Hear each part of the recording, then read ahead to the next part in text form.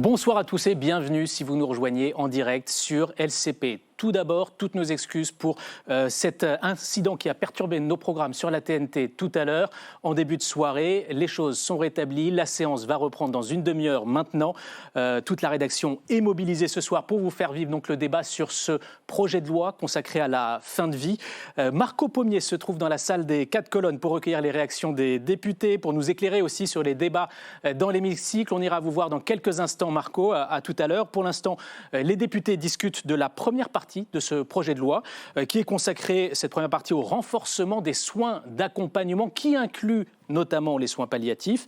À mes côtés en studio, 4 invités pour faire le point justement sur la situation des soins palliatifs en France, pour évoquer aussi les ambitions affichées par le gouvernement dans ce projet de loi.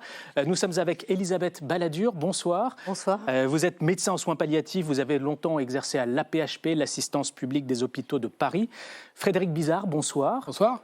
Vous êtes, je crois, professeur d'économie à l'ESCP, économie spécialiste des questions de santé et de protection sociale. Laurence Christol, bonsoir, députée Renaissance de l'Hérault. Et également, vous êtes l'une des rapporteurs de ce projet de loi. Enfin, Christophe Benz, bonsoir. Bonsoir. Député du Rassemblement national de la Haute-Marne. Et vous êtes l'un des 2 responsables du texte au sein de votre groupe à l'Assemblée. 2 chiffres pour commencer, 2 chiffres qui donnent une idée de la situation aujourd'hui des soins palliatifs en France.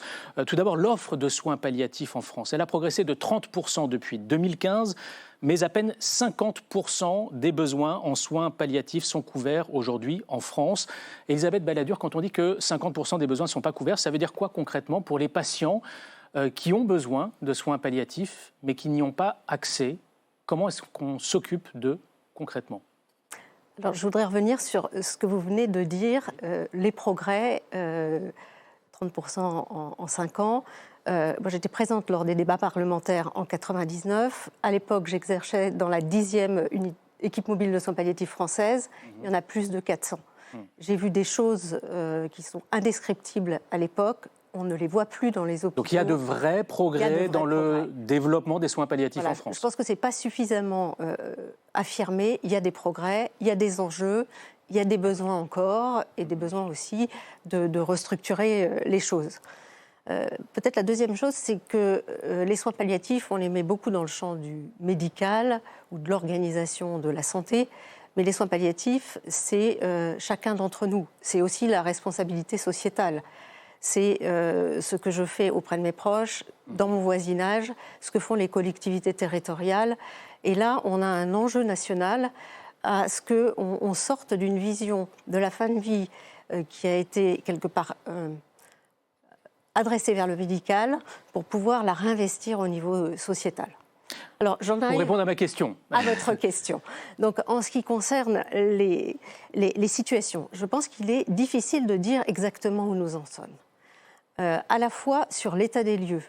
On a une idée de ce qui se passe au travers des structures spécialisées et de la tarification à l'activité. Donc on connaît à peu près l'accès aux structures spécialisées et à la dimension palliative dans les établissements de santé. À domicile, on le voit très partiellement au travers de certaines équipes, et on ne sait pas ce qui se passe au niveau des soins primaires. C'est pour expliquer à nos téléspectateurs, c'est qu'il y a différentes formes de soins palliatifs en France. Il y a des unités entièrement dédiées aux soins palliatifs, il y a les soins palliatifs en hôpital, à domicile, il y a des unités mobiles, et vous dites que c'est difficile d'avoir la vision globale et précise de tout ce qui se fait. Exactement, on a des visions partielles et on n'a pas d'indicateurs qui nous permettent de bien savoir ce qui se passe et où ça se passe, surtout avec l'enjeu des soins palliatifs à domicile, parce que les personnes malades sont beaucoup plus dans le temps de vie à domicile qu'elles ne le sont à l'hôpital. Voilà, ça c'est la première problématique. Alors, si on se projette sur les années à venir, on voit que de toute façon, on a un enjeu démographique et on a un enjeu de vieillissement et on a un enjeu de maladie chronique. Maintenant, définir quel va être le besoin de nos contemporains, on a aussi besoin d'affiner les indicateurs. Parce qu'on ne sait pas si on a besoin de soins palliatifs simples ou pour des situations très complexes. Et on aurait besoin de quantifier le niveau de soins palliatifs auquel on veut intervenir. Notre organisation est faite comme ça, basée sur la complexité des situations, et on met des moyens en fonction de la complexité. Si on ne définit pas les populations derrière, on ne peut pas avancer. Frédéric Bizard, votre regard, vous, d'économiste, sur alors, cette dynamique confirmée par Mme Balladur, et puis peut-être sur la stratégie affichée par le gouvernement, ce plan décennal qui prévoit de consacrer 1,1 milliard d'euros supplémentaires aux soins palliatifs dans les années à venir. Est-ce que cela vous semble à la hauteur des enjeux aujourd'hui ? Ce qui est difficile à évaluer économiquement, c'est quel va être véritablement le plan de développement, de gestion de cette fin de vie aujourd'hui. Vous voyez que si pour une médecin grande spécialiste du domaine, c'est déjà pas très clair, vous imaginez que pour un économiste, c'est encore moins clair. La situation aujourd'hui est la suivante, c'est-à-dire que les moyens ont été considérablement revus à la hausse. Ils ont quasiment doublé en 20 ans. On est à peu près à 1,6 milliard de dépenses dédiées à cette gestion des soins palliatifs pour à peu près 200 000 personnes. C'est-à-dire qu'on considère qu'il y a 50% des requérants, c'est-à-dire des gens qui devraient être en soins palliatifs, qui le sont. C'est ça qui pose aujourd'hui problème. On se situe à peu près, d'après les derniers chiffres, autour de la 15e place dans l'OCDE. Donc à la fois, c'est pas catastrophique, mais enfin, on peut véritablement faire mieux. On a progressé dans ce classement. On était plutôt en queue de peloton avant. On a progressé sur tous les critères. Souvent, on voit que les choses sont... Évidemment, il faut les améliorer, mais il y a des progrès qui ont été faits. La question, donc, c'est à peu près 1,6 milliard, et donc ça fait à peu près 7 500 euros par personne de coût du soin palliatif si on fait la division avec les 200 000. Et si on voit la hausse des besoins, où on estime qu'il y aura 15% de plus de besoins d'ici, dans les 10 ans qui viennent, parce que du fait du vieillissement de la population avec des pathologies chroniques, on estime qu'il y aura plus de besoins de soins palliatifs dans le faire. En effet, on arrive à peu près à 1,3 milliard dans les 10 ans qui viennent. D'où cette évaluation-là. Mais je pense que le problème principal, la limite de ce calcul, c'est qu'on se projette en considérant qu'on va garder à structure équivalente. Vous voyez, si on coûte. Or, je crois que tout le monde est d'accord dans les spécialistes pour dire qu'il faut faire évoluer ces soins palliatifs, notamment en étant moins hospitalo-centrés, avec plus de soins palliatifs à domicile, parce que je rappelle que les soins palliatifs, il y en a à plusieurs endroits de l'hôpital, dans des unités de soins palliatifs, dans des lits destinés aux soins palliatifs. Il y a des équipes mobiles à l'hôpital, puis il y a du soin palliatif dans les EHPAD. On connaît le retard dans les EHPAD, c'est un vrai sujet. C'est-à-dire que on voit. Et puis il y a les soins palliatifs à domicile. On va peut-être avoir le regard de Laurence Christol sur tous ces points que vous évoquez. Voilà. Je vous interromps pour que chacun ait la parole, désolé. Mais Laurence Christol, comment l'exécutif, comment la majorité aborde cette problématique évoquée par nos deux invités? Cette double problématique, en fait, c'est vraiment bien appréhendé dans le titre 1, quand on parle de soins d'accompagnement. C'est une véritable révolution. Et c'est une révolution, pourquoi ? Parce que, comme vient de le dire tout à fait le docteur Balladur, on est à un moment de transition démographique, où on se retrouve avec une espérance de vie et des maladies chroniques. C'était pas du tout le cas au XXe siècle. On avait des maladies aiguës, une prise en charge aiguë et une prise en charge de l'organe. Aujourd'hui, on se retrouve dans une pathologie de maladies chroniques, avec une espérance de vie, avec des maladies chroniques qui doivent être prises en charge, et donc une prise en charge qui doit être assez précoce. D'où l'importance aujourd'hui de définir des soins d'accompagnement qui comprennent à la fois des soins palliatifs, donc des soins qui visent en fait la fin de vie dans les derniers jours, dans les dernières heures, des soins de confort et des soins de support qui doivent être mis en place dès le diagnostic de la maladie grave et incurable. Et c'est toute cette dynamique de soins d'accompagnement du titre 1 puis du titre 2 dans la création des maisons d'accompagnement qui comprend donc l'appréhension de cette véritable révolution. C'est pour apporter plus de finesse dans la prise en charge. Ces maisons d'accompagnement, en fait, sont pour des personnes qui ne peuvent plus vivre de façon autonome à domicile, mais qui n'en sont pas à être hospitalisées en soins palliatifs. Mais c'est exactement. Jusqu'à aujourd'hui, on était très hospitalo-centré, très effectivement dans une prise en charge qui était de la pathologie. Aujourd'hui, on a une double vision. On a la vision du fait qu'effectivement, on a envie de vivre et de mourir à son domicile. Et aujourd'hui, malheureusement, on ne peut pas toujours. Donc il faut cette structure un peu intermédiaire. C'est typiquement une femme jeune qui a des enfants en bas âge, qui ne veut pas mourir à l'hôpital, mais qui ne veut pas non plus mourir chez elle et qui a besoin aussi de moments de répit pour que ses enfants, son mari, ses proches puissent effectivement aussi pouvoir se poser. Parce que les aidants, c'est une véritable problématique. Aujourd'hui, on a 11 millions d'aidants en France. Donc il y a ces maisons d'accompagnement qui peuvent servir donc justement de maisons de répit qui existent déjà. Donc c'est vraiment un véritable modèle.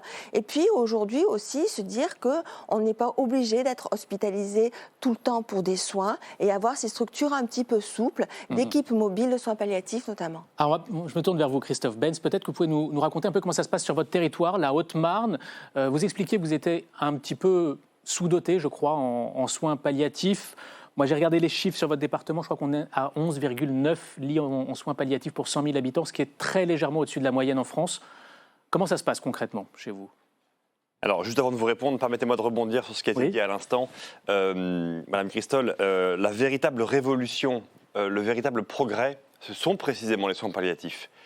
Les soins d'accompagnement qui incluront demain d'autres droits, dont le droit à mourir, dont on parle aujourd'hui à l'Assemblée, l'euthanasie et les suicides assistés. Ce n'est pas, à mon sens, une révolution, un progrès. Les soins palliatifs, qui ont été consacrés dans la loi depuis en fait 25 ans, depuis la loi de 99, puis renouvelés et développés en 2005, Leonetti, 2016, Claes-Leonetti. On a aujourd'hui l'ensemble des outils juridiques, l'ensemble des techniques médicales et de l'accompagnement social et humain qui permettent d'accompagner des patients, des personnes humaines, jusqu'à la fin. Sauf que la problématique centrale, qui est en fait la prise en compte de la douleur et de la souffrance, elle manque de moyens. Nous avons tous les outils à notre disposition, mais elle manque de moyens. Et donc je rebondis... De moyens financiers, humains ? Notamment, les deux. Les deux.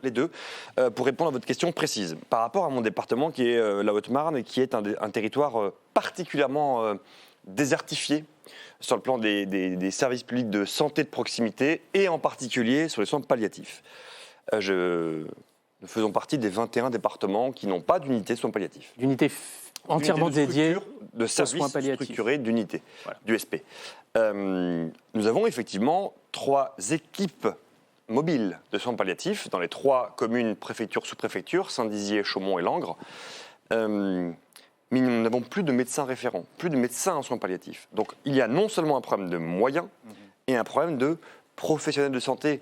On a une vraie carence. Et alors vous n'avez pas ces professionnels. Pourquoi ? C'est le problème plus global des déserts médicaux. Aucun médecin ne souhaite s'implanter dans ces territoires. Le médecin en soins palliatifs qui était à l'hôpital de Chaumont, avec qui j'ai parlé en juillet dernier, avant son départ, a été muté pour des raisons personnelles et n'a pas été renouvelé. J'ai posé la question à l'Agence régionale de santé du Grand Est. Pourquoi n'y a-t-il pas eu de renouvellement ? Alors eux, ils ont fait le travail de base, c'est-à-dire avoir une offre de poste, chercher des soignants, chercher un médecin en soins palliatifs, enfin 3 en l'occurrence pour les 3 équipes mobiles. Ils n'ont pas trouvé parce qu'on manque de ressources humaines, de ressources, de personnes formées, et c'est là où on rebondit sur autre chose, c'est la question de la formation et de la filière palliative. Je pense qu'il y a un vrai développement à opérer là-dessus, parce que bien sûr, on manque, en conclusion, de soignants en règle générale, de médecins, de spécialistes, et particulièrement de médecins spécialisés en soins palliatifs. Elisabeth Balladur, on va peut-être jeter un œil à la carte qu'on a vue tout à l'heure, quelques instants à l'antenne, mais il y a de vraies inégalités territoriales en France dans l'accès aux soins palliatifs. En fait, ce que vous voyez en noir, ce sont les quelques départements qui sont à plus de 20 lits de soins palliatifs pour 100 000 habitants. En blanc, on est sous les 5 lits de soins palliatifs par habitant. Il y a d'un département à l'autre des offres qui vont de 6 à 7 fois. Enfin voilà, l'écart est de 6 à 7. Comment est-ce qu'on peut expliquer ces inégalités-là ? Probablement, c'est multifactoriel. Mais je pense qu'il ne faut pas regarder les soins palliatifs uniquement au travers de l'offre de lits de soins palliatifs, que ce soit les USP ou que ce soit les LISP. Les soins palliatifs, c'est aussi les équipes d'appui qui sont présentes dans les établissements de santé et qui sont présentes au niveau du domicile et du médico-social. Et puis, c'est tous les acteurs de soins, et en particulier de soins primaires, qui doivent être formés et qui sont le socle des soins palliatifs. Il ne faut pas regarder les soins palliatifs simplement au travers de l'offre. Une équipe de soins palliatifs, c'est un médecin, des infirmiers, des aides-soignants. C'est un médecin généraliste. Ça commence par le médecin généraliste. Voilà, et en fonction de la complexité de la situation, on a besoin souvent d'un passage à l'hôpital, mais on peut avoir une équipe de soins primaires qui fasse des soins tout à fait adaptés et qui vous accompagne jusqu'à la fin de la vie. Et cette équipe, elle est aidée, le cas échéant, par une équipe mobile qui intervient au domicile et qui permet d'apporter un regard complémentaire et une expertise. Et c'est ça qui permet aux soignants de soins primaires de gagner de la compétence. C'est un des dispositifs qui permet de gagner en compétence. Mais ça veut dire que quand les décideurs publics, quand le gouvernement, quand les députés prennent leurs décisions sur des critères de nombre de lits, ça ne vous semble pas pertinent ? Je pense que c'est un des aspects, il est important, mais ça n'est pas le seul. C'est ce que je souhaite souligner. Alors, en ce qui concerne le développement des soins palliatifs, on a la chance d'avoir en France des textes supports qui sont des textes récents et qui sont des textes qui sont adaptés. Et c'est l'instruction de juin dernier et c'est aussi celle qui concerne les cellules d'animation régionale.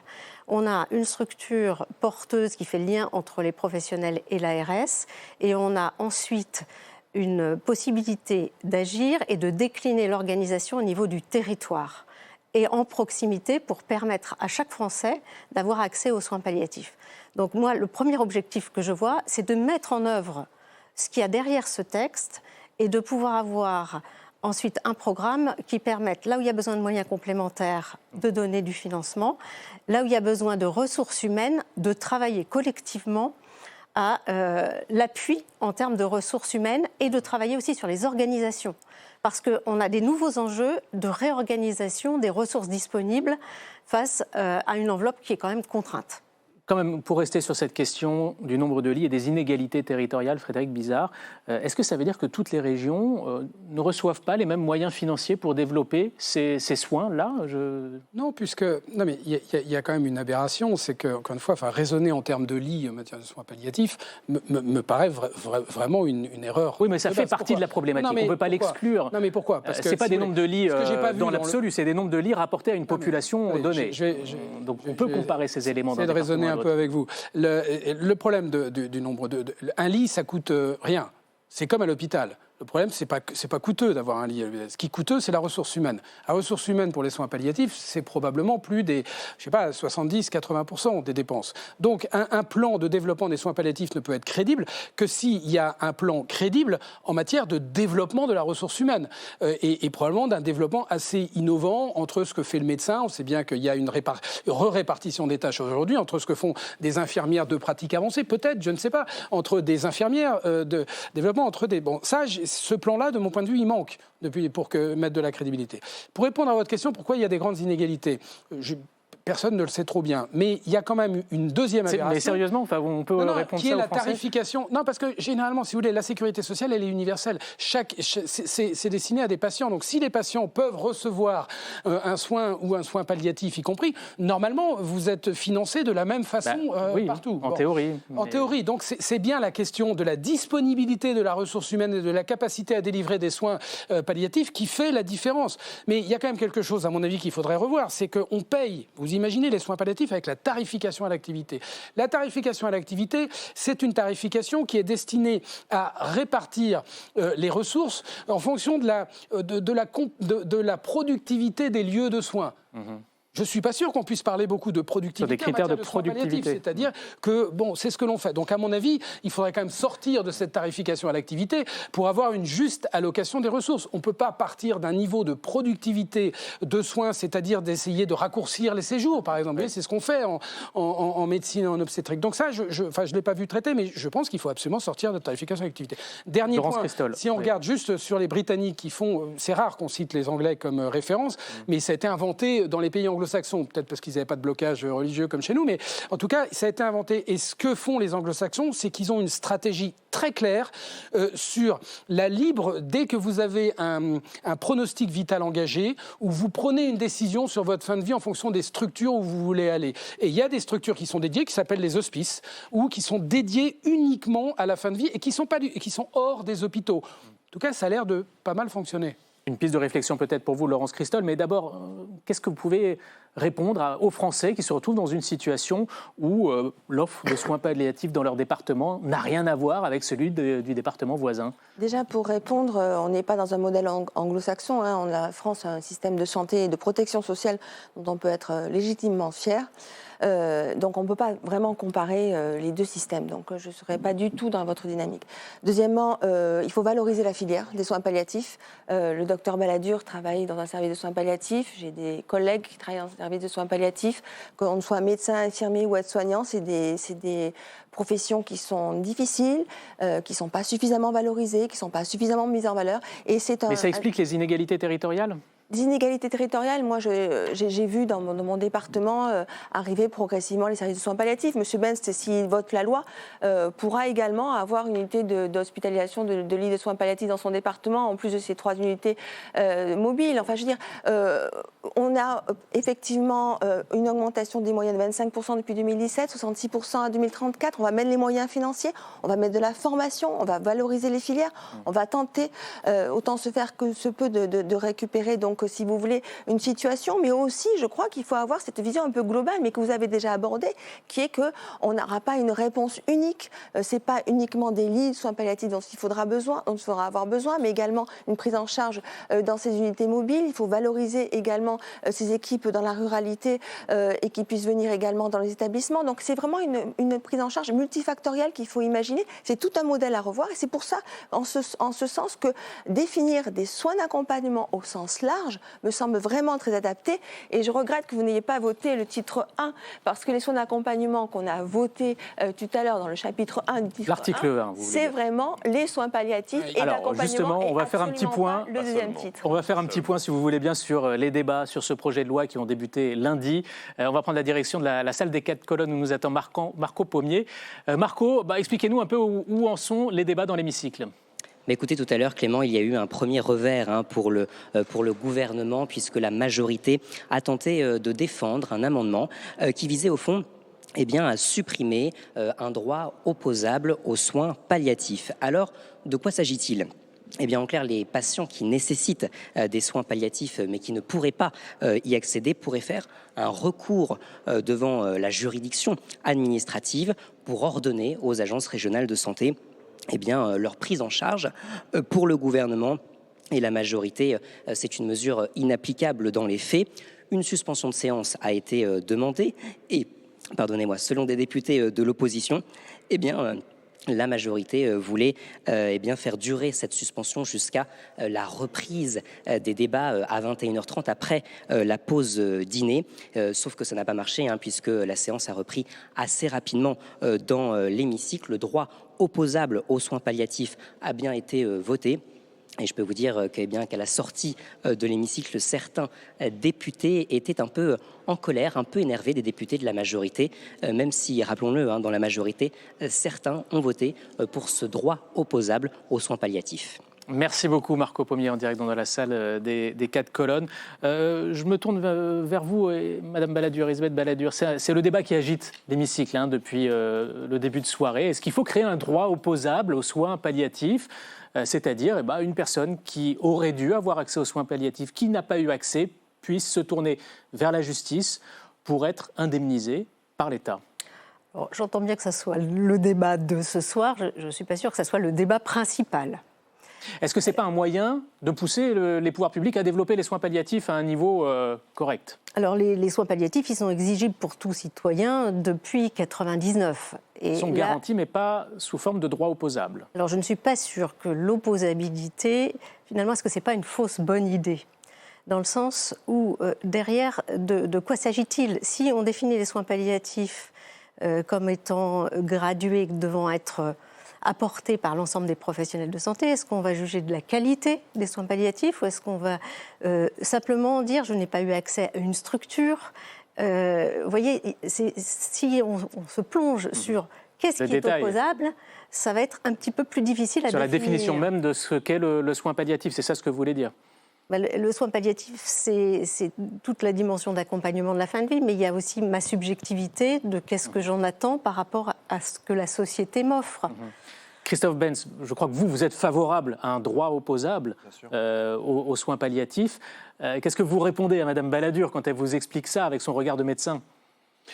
Écoutez, oui, j'y suis favorable, puisqu'on a voté tout à l'heure favorablement, ou plutôt on a voté contre la suppression, pour être tout à fait précis, au droit opposable aux soins palliatifs. Et pour ainsi dire, pour rebondir à ce qu'on disait à l'instant, moi je ne suis pas un financier, mais évidemment que la question financière rentre en ligne de compte lorsqu'on parle de développement de l'accès aux soins palliatifs. Parce que finalement, et pardon d'avoir une position de principe, mais la manière dont une civilisation, dont un pays, une nation traite les personnes les plus vulnérables, les personnes les plus fragiles, les personnes qui sont en fin de vie en dit long finalement sur notre humanité, sur notre fraternité. Et sur la question du soin, je pense que oui, tous les citoyens français, parce que c'est la tradition française, parce qu'il y a une tradition de protection sociale, de solidarité nationale, oui, tous doivent pouvoir avoir accès, dans tous les territoires, à des soins palliatifs. Mais comment vous les définissez, pour répondre à Madame Balladur? Parce qu'il y a un problème de définition juridique. Non, je pense qu'il y a une définition universelle des soins palliatifs. Et nous avons, nous, Français, choisi cette voie depuis des décennies. C'est l'accompagnement global de la personne dans toutes ses dimensions. C'est-à-dire parfois, on a tendance, dans l'actualité, notamment dans les débats, à réduire les soins palliatifs, notamment à la sédation profonde et continue, maintenue jusqu'au décès. Ce n'est pas que ça.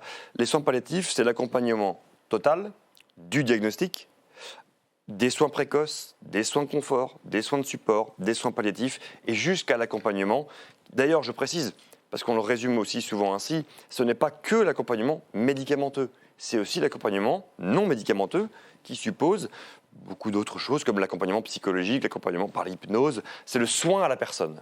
Très vite, Frédéric Bizard, parce qu'on va aller aux salles des 4 colonnes où un invité nous attend. La grande fragilité de cette loi, sans me prononcer sur cette loi, et je vois que ça n'intéresse pas beaucoup Madame la députée, c'est-à-dire que si on avait réglé ce développement de prise en charge de fin de vie, soins palliatifs ou pas soins palliatifs, avec une vision très claire et des moyens engagés, mais encore une fois, on a largement les moyens de financer ça. Ce qui n'est pas du tout clair, c'est en effet comment est-ce qu'on va développer une ressource humaine suffisante et quel est l'avenir de cette gestion de la fin de vie. À partir de là, envisager la loi véritablement qui permet à chaque individu de choisir sa fin de vie a un sens, mais on voit bien que c'est une fragilité. Je trouve que le vote de ce soir le reflète assez bien. Juste d'un mot, Laurence Christol, parce que Philippe Vigier nous attend, salle des 4 colonnes. Quels sont vos arguments pour refuser un droit opposable aux soins palliatifs? C'est pas la question.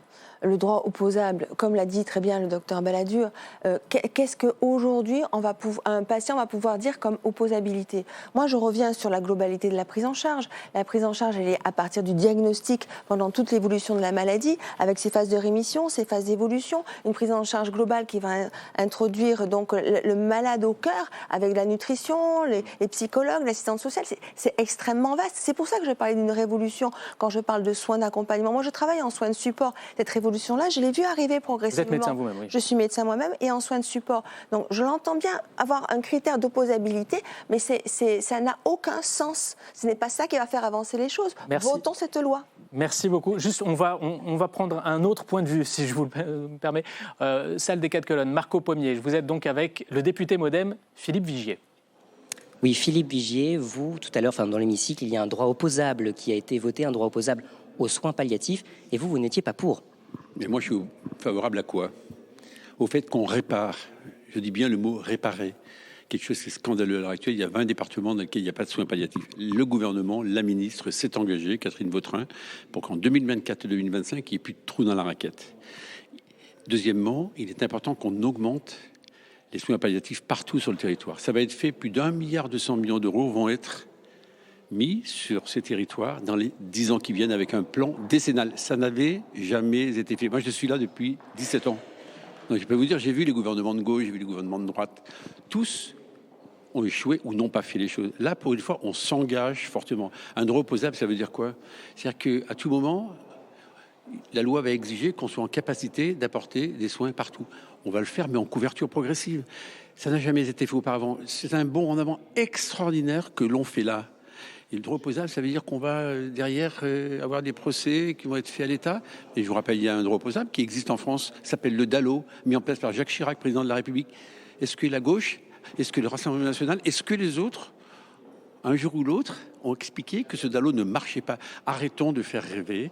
Soyons concrets. Moi, je suis un pragmatique, je suis un soignant. Moi, ce que je veux, c'est qu'il y ait des soins palliatifs partout, qu'on augmente les formations, qu'on augmente les personnels qui sont en capacité de faire cela. C'est ça la plus belle des garanties. Vous voyez, la promesse républicaine, c'est celle-là.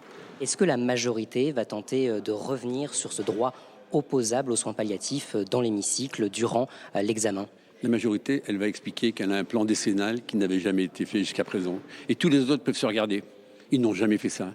Donc lorsqu'on n'a pas eu le courage, l'audace, la force et surtout la justice de faire des plans opposables, de faire des plans de soins palliatifs comme celui que nous portons à l'heure actuelle, la moindre des choses, me semble-t-il, c'est d'avoir un peu de retenue. C'est pas bien, on ne joue pas, parce que derrière tout ça, on parle de qui? On parle des malades. Les malades, ils ne sont pas là pour que ça soit le cirque. Ils veulent quoi? Ils veulent qu'on les prenne en charge, qu'il y ait des soins palliatifs, qu'il y ait des soins d'accompagnement et qu'on leur propose aussi le droit à mourir, s'ils le décident, dans des conditions très particulières. Et vous allez continuer dans l'hémicycle tout à l'heure à parler de cette stratégie décennale pour les soins palliatifs. Il reste, si j'ai bien compté, 2970 amendements pour ce texte de loi. Donc il y a encore beaucoup de travail et la séance va reprendre dans quelques secondes. Merci à vous, Marco Pommier, en direct de la salle des 4 colonnes. Effectivement, la séance doit reprendre dans quelques instants. En attendant, Elisabeth Balladur, je vous ai interrompu au moment d'aller voir Philippe Vigier. Que vous vouliez ajouter un... Voilà, j'entends bien les promesses. Deux choses. La première, c'est qu'il y a quand même eu un développement des soins palliatifs et il est important d'en tenir compte et d'inscrire la stratégie dans la continuité parce qu'on a une épine dorsale qui existe, qui est construite et il y a des choses complémentaires. La séance est en train de reprendre, mais allez-y, très vite. Voilà. La deuxième chose, c'est que je partage sur la question des ressources humaines. C'est là où on a besoin de faire le nerf de la guerre. C'est comment est-ce qu'on va arriver à faire monter. On a une attractivité. Les soins palliatifs sont des soins humains qui attirent les professionnels de santé. Merci à tous les quatre d'être venus sur le plateau d'LCP. On retourne dans l'hémicycle, séance présidée par Yael Braun-Pivet.